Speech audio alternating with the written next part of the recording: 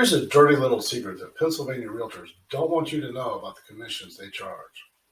But before I irritate most of the agents in the state, I need to ask you to do me a favor and hit the subscribe button down in the corner for more insider secrets. I also need to let you know that this video is sponsored by PARealestateResources.com. I'm Paul Chase with Andrew Arroyo Real Estate, and I've been in the business of helping people buy, sell, and invest in PA real estate for coming up on 19 years, and now it's time to let you in on these insider secrets. When I'm meeting with a seller about helping them get their home sold, they almost always ask about the commissions. And why shouldn't they? They certainly want to get the most money they can from the sale of their house. That means keeping expenses low. In the traditional model, the commission is a percentage of the sales price.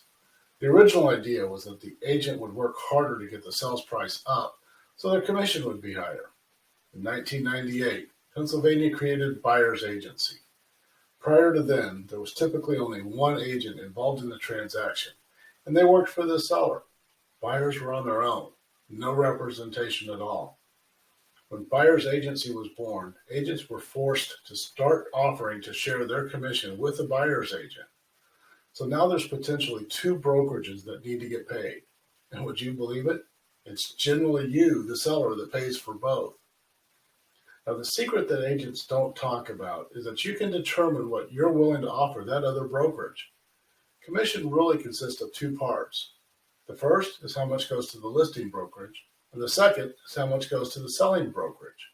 That means you, the seller, can decide on how much you're willing to offer that other agent to bring in the offer and represent the buyer.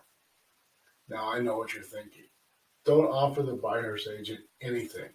Let the buyer pay their own freight. That strategy works against you, and here's why. Most buyers need to finance the purchase of the house with a mortgage, and mortgage lenders only finance the purchase price. They don't finance the expenses. By rolling the expenses into the purchase price, the buyer is able to finance the fees. The example I like to use is that if you've ever been shopping for furniture and they offer free delivery, the costs associated are baked into the purchase price. There's no such thing as free delivery.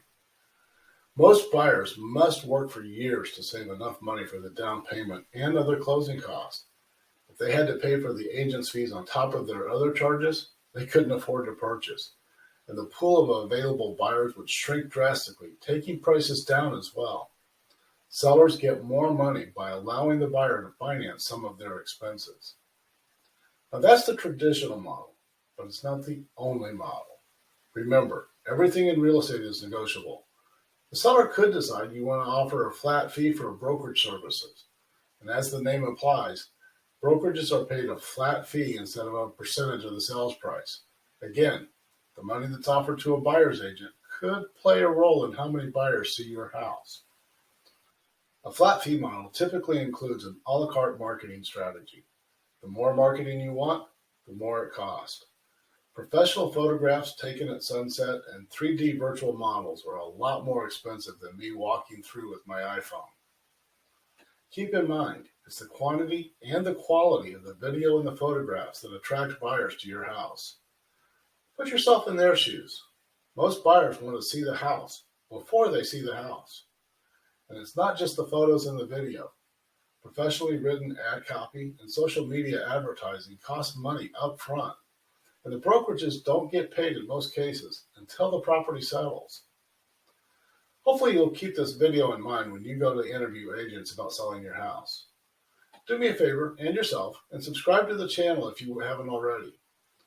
You don't want to miss the video on why you should never allow your agents to hold an open house when you go to sell. Thanks for watching and make it a great day.